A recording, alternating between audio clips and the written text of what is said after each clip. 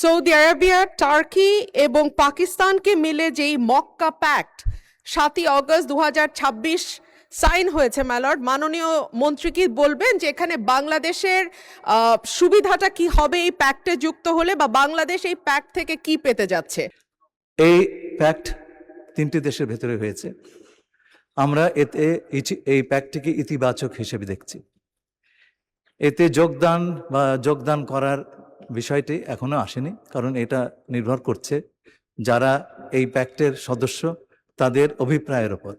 তারা যদি অভিপ্রায় প্রকাশ করেন বাংলাদেশকে এই প্যাক্টে নেবার জন্যে, তাহলে পরে আমরা নিশ্চয়ই সেটা ইতিবাচকভাবে বিবেচনা করব। কিন্তু তার আগের ভালো মন্দ এটা এই বিষয়টি আলোচনা করাটা সম্ভবত সেই সময়টি এখনো আসেনি। আমরা নিশ্চয়ই এই সমস্ত বিষয় বিবেচনায় রাখব।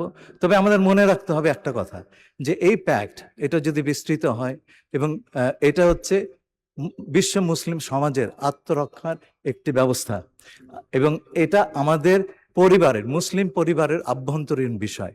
সুতরাং এইটা নিয়ে কারো অন্যান্যদের উদ্বেগের কোনো অবকাশ নাই।